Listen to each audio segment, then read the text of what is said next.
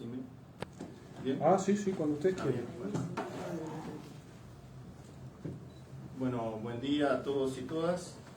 En primer lugar, agradecer la presencia de los medios de prensa en esta conferencia convocada por el equipo de representación de los jubilados y pensionistas en el BPS y por la representación de los trabajadores en el Banco de Previsión Social. Bueno, en esta oportunidad, como ya lo hicimos hace algunas semanas, vamos a presentar dos trabajos que fueron elaborados por las representaciones sociales sobre el impacto que tiene esta reforma jubilatoria en la gente que trabaja y en la seguridad social. En primer lugar, tenemos que decir que el informe que elaboró la representación de los trabajadores confirma que esta reforma jubilatoria le pide a los trabajadores que aporten más y que cobren menos jubilación. Cuando hacemos una comparación entre el sistema vigente hoy y el nuevo régimen que se propone en esta reforma jubilatoria, podemos afirmar que los trabajadores no solamente van a trabajar 5 años más, sino que además van a cobrar jubilaciones inferiores a las que paga hoy el sistema de seguridad social. Para los salarios más sumergidos, esa caída en la jubilación, esa rebaja en las jubilaciones, oscila en aproximadamente un 10%, y para los salarios superiores a 60.000 pesos puede llegar a ser, esa rebaja puede llegar a ser de 20.000 pesos, es decir, en porcentaje un 38% menos de jubilación. Por supuesto que tenemos este informe, fue realizado digamos con mucha rigurosidad técnica, es la actualización del informe anterior. Las conclusiones a las que llegamos son prácticamente las mismas del informe anterior. Tenemos que decir también que los impulsores de esta reforma han manifestado en forma reiterada que la gente se va a jubilar 5 años más tarde, pero no se va a jubilar con una jubilación menor, y nosotros decimos que esa afirmación no es correcta. En este informe estamos demostrando que, a partir de este informe, que la reforma que está propuesta no solamente le pide a los trabajadores que aporten más, que trabajen más, sino que además le va a pagar a esos trabajadores menos jubilación. Por otro lado, aquellas personas que pueden tener alguna pequeña mejora con esta propuesta, en realidad cuando vemos el acumulado que cobran durante digamos su retiro, su etapa de retiro, en esos casos estos trabajadores también van a perder, porque van a cobrar menos, van a cobrar menos luego del retiro jubilatorio. Y no solamente que van a autofinanciar esa reforma, sino que van a perder. Y también tenemos que decir que cuando hacemos la comparación, como la hacen los defensores de este proyecto, que comparan el resultado de una reforma jubilatoria que están impulsando con 65 años y 30 de trabajo, lo comparan con la jubilación que hoy paga el sistema vigente a los 60 y 30, tenemos que decir que en esos casos también hay trabajadores que pierden, aún haciendo el razonamiento que hacen los defensores de esta ley, decimos que esos trabajadores también pierden con esta propuesta de reforma jubilatoria. Un ejemplo, un trabajador que hoy, con 60 años, se jubila con 36.000 pesos, con esta reforma, cuando esté vigente de pleno, va a cobrar 28.000 pesos de jubilación, es decir, 8.000 pesos menos, aproximadamente un 23% menos de jubilación. Entonces, este ejemplo es muy gráfico y ahora vamos a presentar incluso un cuadro donde están los distintos resultados a medida que va transcurriendo el tiempo.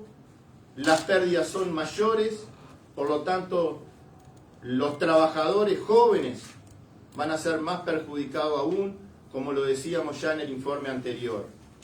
Estamos diciendo que se va a perjudicar a la gente que trabaja, porque la gente que trabaja es la gente que se jubila. Y las próximas jubilaciones para esa gente que trabaja, que va a aportar más, van a ser menores.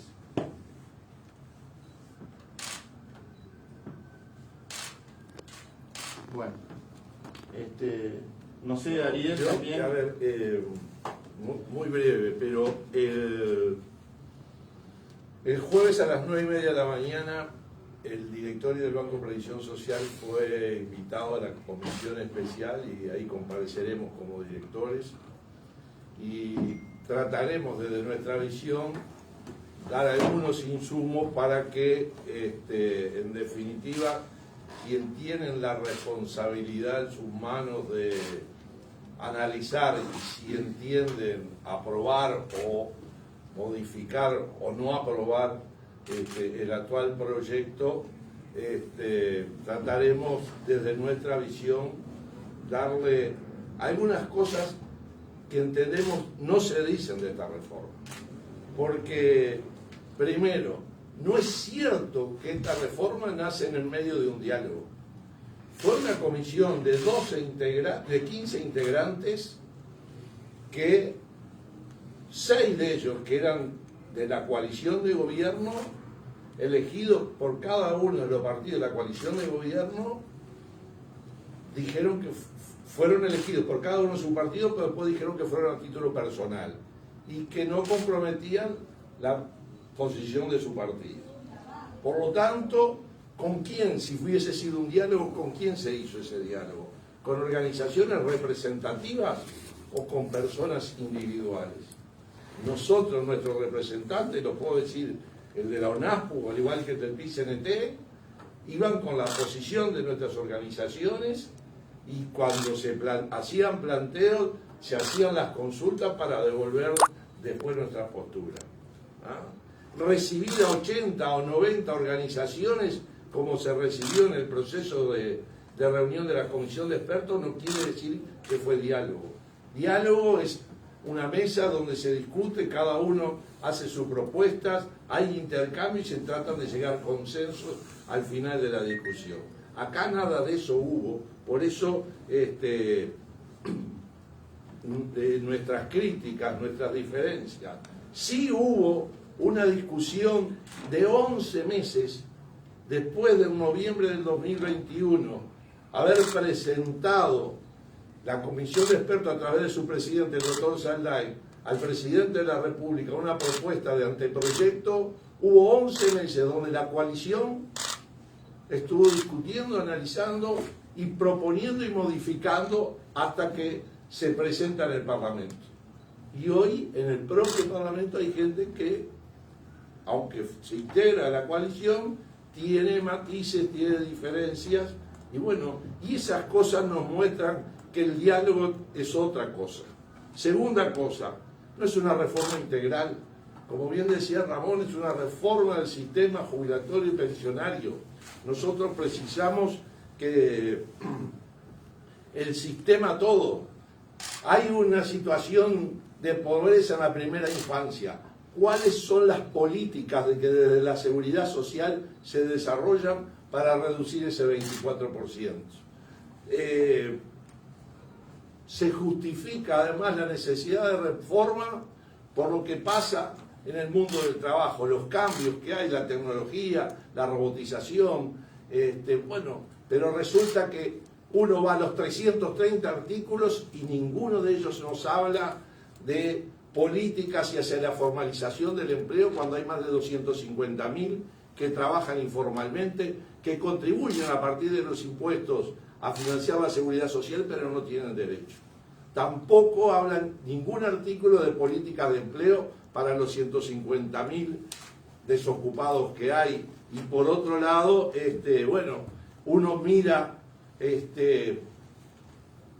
la fuente de financiamiento. Y acá una respuesta para el ministro de Trabajo, que dijo que las tasas de reemplazo van a seguir siendo iguales y que nadie va a cobrar menos de lo que viene cobrando y que en el futuro no se rebajarán las jubilaciones. ¿Cuál es la reforma entonces? Si tenemos un problema de sostenibilidad y vamos a seguir cobrando lo mismo que cobramos ahora y no ponemos nuevas fuentes de financiamiento, ¿cuál es el cambio? Cuando además le sumamos que al gran negocio que tienen las administradoras de fondos de pensiones, las AFAP, se lo ampliamos a las otras cajas, pero además a todo el universo que ingrese a trabajar a partir de cero, no a partir de 71.000 pesos como hoy se aporta al sistema de ahorro individual. Y es una reforma de recorte. No voy a desarrollar lo que decía Ramón, pero no tiene sostenibilidad social, caen las prestaciones, no tiene nuevas fuentes, como decía, de financiamiento. Y por eso nuestras críticas y nuestra disposición a una necesidad que existe de reforma del sistema de la seguridad social, pero una reforma integral, que sea justa, que sea abarcativa, que resuelva los problemas que tenemos en la discapacidad, en la infancia, en la vejez, en el tema de cuidados, en el tema de las políticas de inclusión para sectores que hoy están fuera de la seguridad social. No solo pensar en la sostenibilidad financiera, sino también pensar en la sostenibilidad social para que tengamos, como merecen los uruguayos y uruguayos, una seguridad social digna, justa y abarcativa.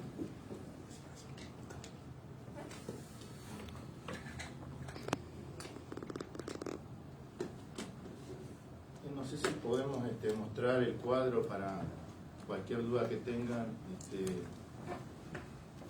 Haceme el favor, Sol.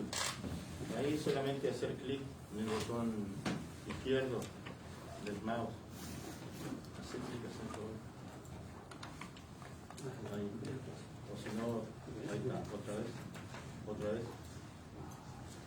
Ahí tenemos el cuadro por franja de ingreso. Ustedes lo van a tener también, ustedes lo van a tener en el informe, pero las primeras hojas del informe son un resumen justamente de este trabajo que hizo la representación de los trabajadores, y ahí tienen por nivel de ingreso y en la transición, digamos, y los próximos años donde va a estar vigente la reforma de la seguridad social que están proponiendo, cuál es el resultado en la jubilación de esas personas de acuerdo al nivel de ingreso.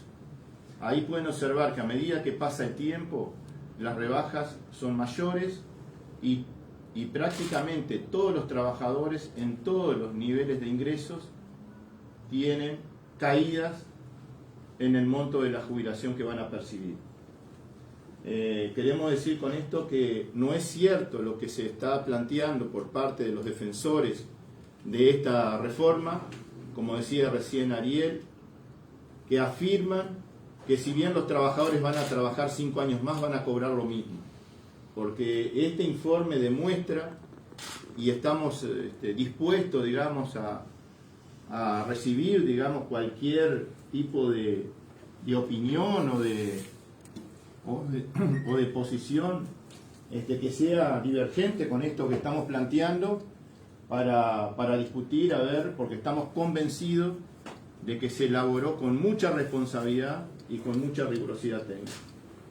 Así como el informe anterior nadie lo pudo rebatir, estamos convencidos que este informe tampoco nadie lo va a poder rebatir, y esto demuestra que la gente que trabaja va a aportar más y va a cobrar menos jubilación. Y afecta a los salarios medios, ¿no? En particular, más que... afecta a los salarios medios más que al resto. Ahí sí miran entre 40 y 80.000, al final de toda la transición son de las peores pérdidas, digamos. Sí, sí. Sí, es así.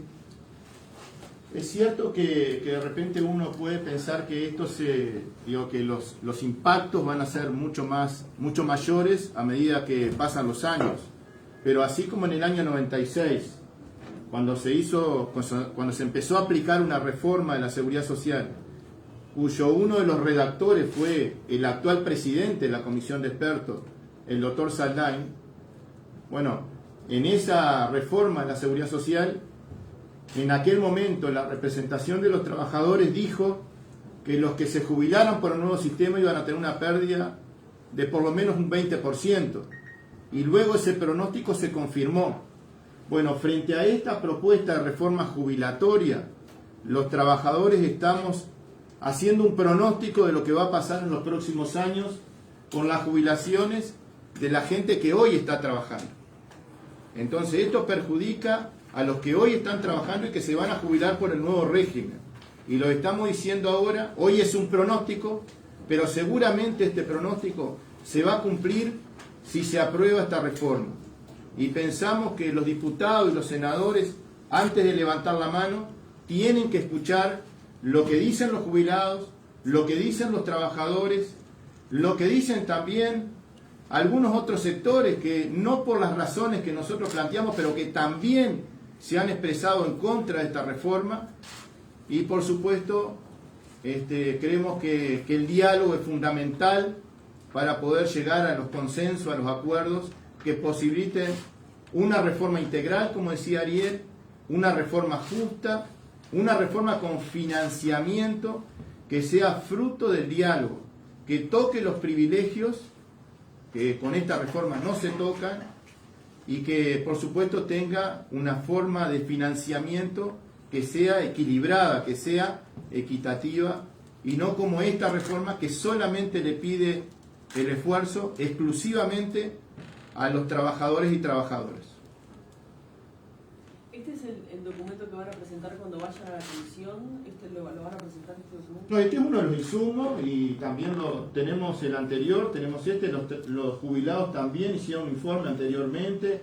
O sea, estos son insumos, pero seguramente que nuestra exposición va a estar centrada también en algunos aspectos que vamos a plantear formalmente ahí. Digo, Ariel adelantaba incluso algunos de los temas que se le iba a preguntar o que se le iba a plantear a los legisladores, ¿no? Nosotros en la sesión del directorio pasado, sin saber que el Senado iba a decir, bueno, el 10 a las 9:30 los invitamos a participar, hicimos un planteo que quedó para la sesión de mañana porque no estaba el presidente, entonces entendimos todos que valía la pena esperar. Pero desconocemos nosotros el costo que tiene la transición. ¿Cuánto todos los uruguayos vamos a tener que poner para esa transición? La nuestra, la del BPS y la de todas las cajas. Porque si bien se alargó la transición y no son de 67 años los que nacieron en el 73, pero si se promulga la ley a los 6 meses, empiezan todos a aportar al sistema de ahorro individual con lo que defina la ley. 6 meses. Por lo tanto, esa plata que salga del BPS, que salga de... ¿Cómo se va a sustituir? Bueno, igual en ese diálogo se dijo que BPS no había participado, pero nosotros sabemos que sí, técnicos del BPS colaboraron en la comisión de expertos, salvo que la exposición de motivos que el Poder Ejecutivo envió al Parlamento, donde dice que ese proyecto se elaboró con técnicos, con expertos de distintos sectores y con la participación de funcionarios del BPS, que por lo menos estos directores no conocen. Por eso lo estábamos reclamando, porque somos parte de un directorio. Veremos el jueves igual con nuestra posición y los insumos. Por la prensa sabemos que mañana irán a presentar el impacto fiscal y que pueda tener, pero debería conocerse mucho antes, porque si van mañana a presentarlo, ¿por qué pasó tanto tiempo sin conocerse o conocerse en conjunto con el propio proyecto de ley cuando se presentó? Ayer en el Ministerio de Trabajo se realizó la reunión preparatoria de lo de mañana del Poder Ejecutivo, con la presencia además del presidente del directorio del BPS, en el despacho del Ministro de Trabajo y Seguridad Social, Pablo Mieres, el director de la UPP, estaba también mención por el Ministerio de Economía y el propio Gustavo Penades como presidente de la comisión, preparando lo de mañana. Una vez que terminó la reunión, hablamos con Mieres y él lo que decía es que no ve más que críticas, que no hay ningún proyecto alternativo, que nadie presenta ningún proyecto alternativo, que solo son críticas que hay para presentar si no es este proyecto del Poder Ejecutivo. Que conoce que hay un proyecto que sí sabe que es de ATCS, pero que el gobierno ya lo ha descartado porque dice que está solo basado en la derogación de la SAFAP o la eliminación de la SAFAP, pero que no hay otro proyecto alternativo al del gobierno.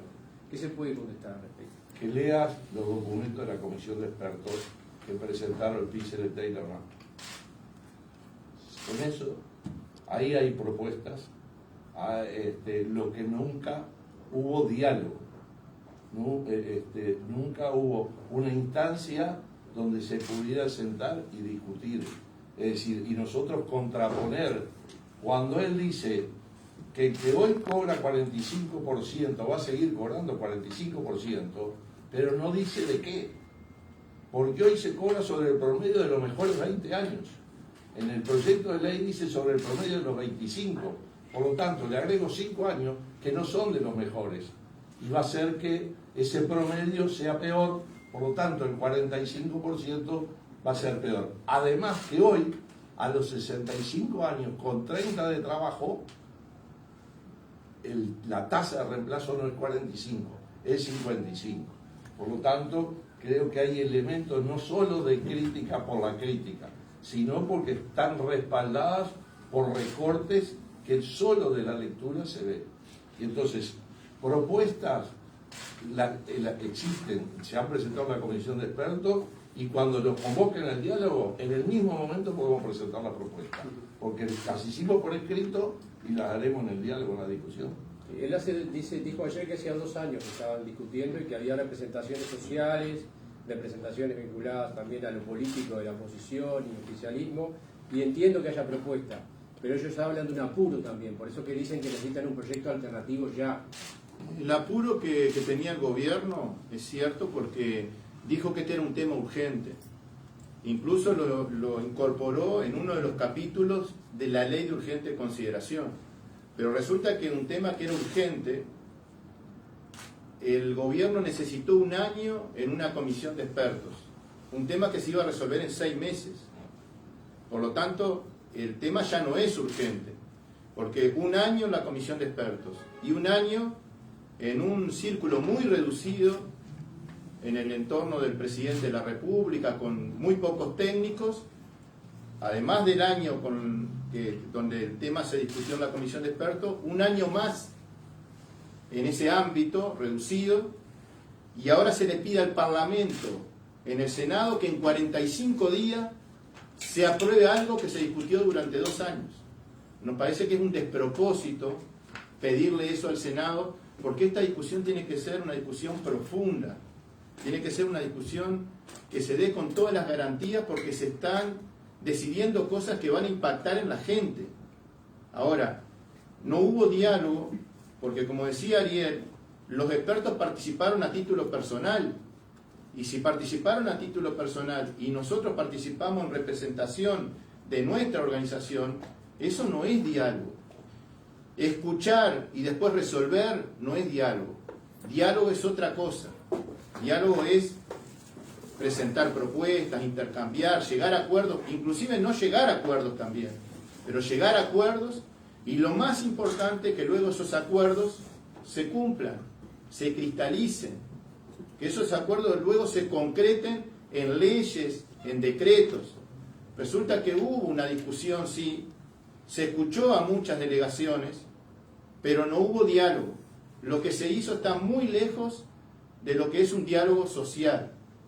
Y bueno, ni que hablar que lo que se afirma de que a los trabajadores les va a ir bien con esta reforma, yo quiero que ustedes analicen el documento que estamos presentando, y aquí demostramos que a los trabajadores no le va a ir bien en lo que tiene que ver con el monto de su jubilación. No le va a ir bien si comparamos el actual sistema con lo que se propone, comparando 65 años en el próximo sistema con 60 y 30 horas. Pero también estas comparaciones se hacen en todos los niveles de ingreso y durante toda la transición, y ahí observamos que la gente va a aportar más, va a trabajar más y va a cobrar menos jubilación. Por eso es que van a lograr el objetivo de que la inversión que se hace en jubilaciones y pensiones va a pasar del 11 al 8% del Producto Bruto Interno. Que nos expliquen cómo pueden lograr eso si no agregan nuevas fuentes de financiamiento para la seguridad social, y si el objetivo de esta reforma es justamente ese, es que los grandes números de la seguridad social cierren. ¿Cómo hacen para bajar la inversión en jubilaciones y pensiones si no se toca el monto de las jubilaciones y las pensiones? No. ¿Sí? A ver, la iniciativa de la necesidad de reforma era por la sostenibilidad del sistema, para no hablar de otra propuesta.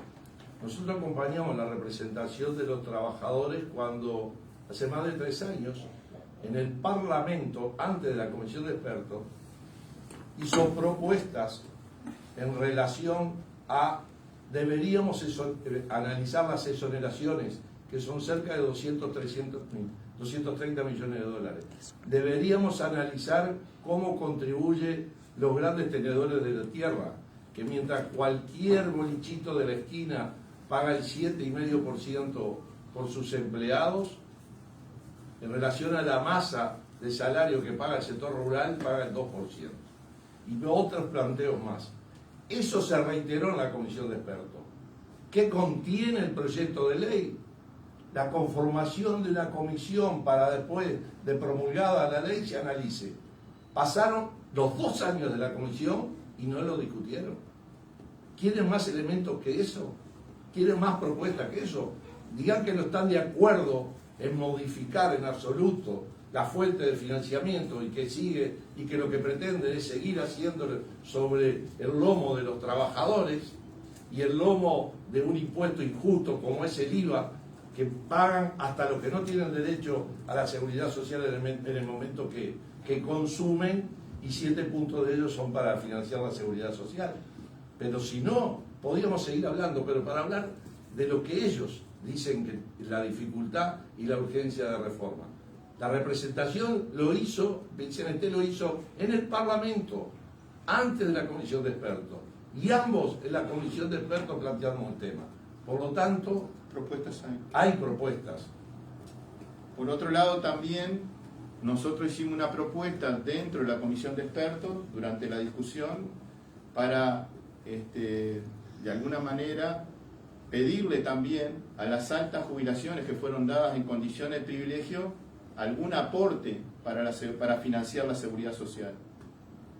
Le decíamos en ese momento que así como en otras cajas se aplicaron impuestos a las altas jubilaciones, las jubilaciones de la caja militar, que tenemos aproximadamente 10.000 jubilaciones que fueron otorgadas en condiciones de privilegio, y de promedio esas pasividades son de 146.000 pesos, hicimos una propuesta para que se le aplicara un impuesto a esas altas jubilaciones y tampoco fue de recibo. Hoy se hace una transición en el régimen general de 10 años y en la caja militar también. Y a nosotros nos parece que no hay punto de comparación entre las urgencias que hay en la caja militar para ir de alguna forma eliminando esos privilegios que en el régimen general. Creemos que está bien que se haya ampliado la transición en el régimen general, pero en la caja militar se van a mantener los mismos privilegios durante 10 años. Y alguien que dentro de 10 años se jubile con esos privilegios, luego va a gozar de esos privilegios por más de media década. O sea, van a continuar percibiendo esas altas jubilaciones durante 50 años aproximadamente.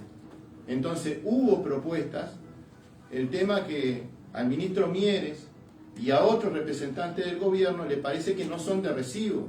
También planteamos la eliminación de las empresas privadas que lucran con la seguridad social.